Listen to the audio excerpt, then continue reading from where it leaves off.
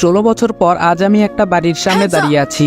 হ্যাঁ, বাড়িটা আমার নিজের বাবার বাড়ি। আপনারা ভাবছেন তো নিজের বাবার বাড়িতে কেউ 16 বছর বাদে বাড়ির সামনে দাঁড়িয়ে আছে, কিন্তু কেন? তাহলে আসেন ঘটনাটা একটু বলি, পুরোটা গল্পের মাঝে জেনে নিতে পারবেন। আমি আদিব আল ইহসান, আমরা 2 ভাই ও 1 বোন। আমি মেজো, ভাইয়া বড় আর ছোট বোন আরিশফা। বাবা এই শহরের নামকরা বিজনেসম্যান আফজাল আল ইমরান। মা একটা সরকারি কলেজের প্রিন্সিপাল। মায়ের পেশাটা শখের বশে পালন করা। ভাইয়া আশরাফ আল ইহসান আমার 3 বছরের বড় আর বোনটি আমার 4 বছরের ছোট। ভাইয়া ছোট থেকেই আমাকে খুব একটা সহ্য করতে পারে না। যেহেতু বাবা মা দুজনেই ব্যস্ত মানুষ, তাই আমরা তাদের সংস্পর্শ খুব কমই পেতাম। বাসায় সার্ভেন্টরা আমাদের দেখাশোনা করত।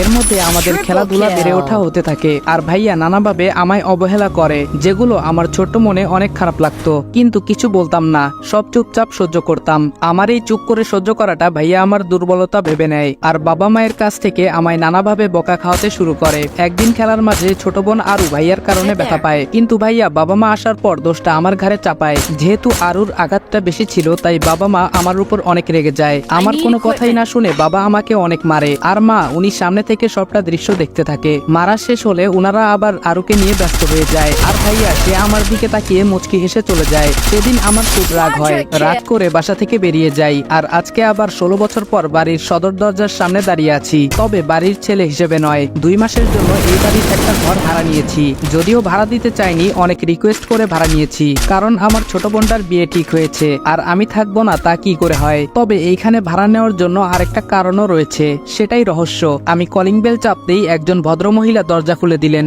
আমার বুঝতে বাকি রইল না ইনি আমার মা। খুব ইচ্ছে করছে মাকে জড়িয়ে ধরি, কিন্তু না, আমার ভিতরে অনেক অভিমান জমে আছে। এত সহজে তা ভুলে যাই কি করে? আমার কাজের জন্য চাইলে অন্য বাড়ি ভাড়া নিতে পারতাম, কিন্তু ছোট বোনটার জন্য বারবার মন বলছে এই বাড়িতেই থাকবো। মা বলল, কে তুমি বাবা, কাকে চাও? আমি বললাম, আমি রাজ। আসলে আন্টি মিজান সাহেব আমার জন্য এই বাড়িতে 2 মাসের জন্য একটা ঘর চেয়েছেন।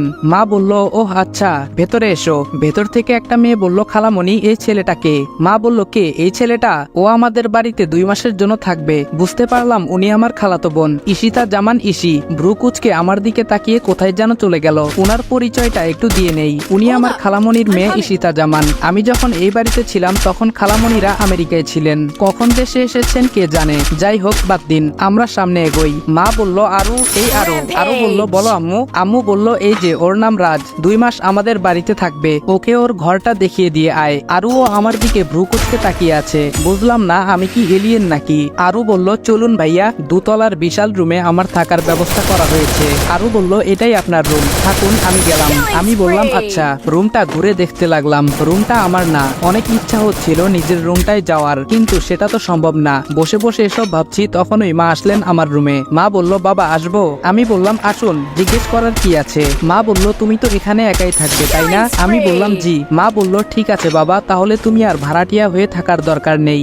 আমাদের সাথে থাকবে, কেমন? আমি বললাম, না। মা বলল, কেন বাবা? আমি বললাম, না, আমি খেতে পারবো না, আপনার কাছে কয়েকটা কথা বলতে চাই। মা বলল, হ্যাঁ বলো। আমি বললাম, আমার এই রুমে যেন কেউ প্রবেশ না করে, এই বিষয়টা আপনি সবাইকে জানিয়ে দিবেন। আর আমি শুধু এই বাড়িতে থাকবই, আমার খাওয়া নিয়ে আপনাদের চিন্তা করতে হবে না, আমি বাইরে থেকে খেয়ে আসবো। মা বলল, কিন্তু কেন বাবা? আমি বললাম, এত কিছু বলতে পারবো না, আপনি আমার কথাটা সবাইকে বলে দিবেন। মা বলল, আচ্ছা বাবা। উনি কথাটা মন খারাপ করে বললেন। আমারও ভেতরটা ছিঁড়ে যাচ্ছিল কথাটা বলতে, কিন্তু বাধ্য হয়েই বলছি। এত সহজে আমার পরিচয় দেওয়া যাবে না, আর মিশন শেষ হওয়ার আগে তো কোনোভাবেই কাউকে ঘরে প্রবেশ করতে দেওয়া যাবে না। যেহেতু এই বাড়ির খাবার খাবো না বলে দিয়েছি, তাই ফ্রেশ হয়ে বেরিয়ে গেলাম, কারণ প্রচুর খিদে পেয়েছে। পাশেই একটা ভালো রেস্টুরেন্টে গিয়ে দুপুরের খাবার খেয়ে বেরিয়ে পড়লাম।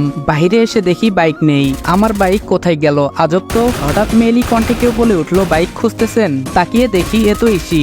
সে এইখানে কি করছে? আর আমি বাইক খুঁজতেছি, সে বা জানলো কিভাবে? মনে হয় অনেকক্ষণ থেকে এখানে দাঁড়িয়েছিল, কিন্তু আমি আসার সময় তো ও ছিল না। আমার ভাবনার মাঝে আবার ধমক দিয়ে বলল, হা করে কি ভাবছেন? আপনার বাইক পুলিশের ভ্যানে করে নিয়ে গেছে। আমি বললাম, কি? আমার বাইক কেন পুলিশ নেবে? ইসি বলল, আমায় কেন জিজ্ঞেস করছেন? সেটা থানায় গিয়ে পুলিশকে জিজ্ঞেস করুন, যত সব। এই বলে পাশ কাটিয়ে চলে গেল। আমি ক্যাবলাকান্তের মতো এখানে দাঁড়িয়ে আছি আর হা করে ওকে দেখছি। কি মায়াবী একটা মেয়ে, যেন আসমানের পরী, কিন্তু ব্যবহার শাকচুনির থেকেও বাজে। ভাবতে ভাবতে হঠাৎ ঘোর কাটলো সামনে দিয়ে যাওয়া একটা গাড়ির হর্নের শব্দে। হঠাৎ মনে হলো আমার বাইকটার কথা, তাই একটা রিক্সা ডেকে বললাম, এই মামা যাবেন?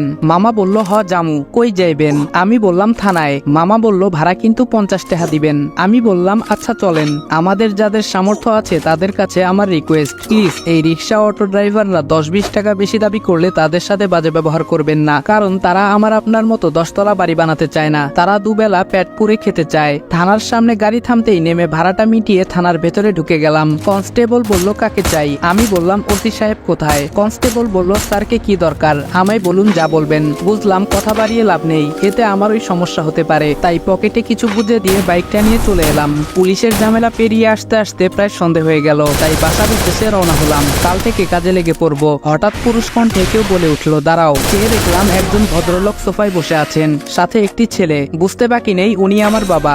বাবা বলল তুমি নিশ্চয়ই রাজ। আমি বললাম জি। বাবা বলল আমি আফজাল আল ইমরান, এই বাড়ির মালিক। তার মানে মিজান তোমার জন্য 2 মাস একটা ঘর চেয়েছে। আমি বললাম জি। বাবা বলল তুমি আমায় আঙ্কেল বলতে পারো, ভয় পাবার কিছু নেই, আমি তোমার বাবার মতোই। কথাটা শুনে কলিজাটা কেমন যেন করে উঠলো। হবে নাই বা কেন, নিজের বাবা বলছে উনি নাকি আমার বাবার মতো। যাই হোক, এসব ভেবে লাভ নেই, আমাকে আমার লক্ষ্য থেকে সরে যাওয়া যাবে না, কিছুতেই আমি দুর্বল হব না। বাবা বলল এই হলো আমার ছেলে আশরাফ আল ইরফান। আমি বললাম আসসালামু আলাইকুম। ভাইয়া বলল ওয়ালাইকুম আসসালাম। তখনই একটা ফোন আসায় ভাইয়া বেরিয়ে চলে গেল।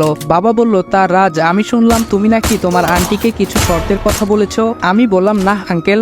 বাবা বলল মানে? আমি বললাম আসলে আঙ্কেল ওইগুলো আমার শর্ত নয়, অনুরোধ। বাবা বলল কিন্তু কেন? আমি বললাম এখন আমি কিছু বলতে পারবো না, যদি আপনাদের কোনো সমস্যা হয় তাহলে বলে দিতে পারেন। বাবা বলল ওকে শান্ত হও, মিজান আমার কাছে রিকোয়েস্ট করেছে, তা তো আমি ফেলতে পারি না, তাই তুমি এইখানে নিজের বাড়ির মতো থাকতে পারো। আমি বললাম ধন্যবাদ, এই বলেই চলে এলাম, কারণ তাদের সামনে দাঁড়িয়ে আমার মিথ্যা বলতে ভালো লাগছে না মোটেও। নিজের ল্যাপটপটা অন করে কিছু মেইল দেখতে লাগলাম। এর মধ্যে কে যেন বাইরে থেকে দরজায় নক করছে, শুনে ঘাবড়ে গেলাম, কারণ কার্ডটা আর কিছু সরঞ্জাম এখনো রুমে এলোমেলো হয়ে আছে। তাড়াতাড়ি এইগুলো গুছিয়ে জিজ্ঞেস করলাম বাহিরে কে? আরো বলল ভাইয়া আমি। বুঝতে পারলাম আমার কলিজার বোন, কিন্তু এত কাছে থেকেও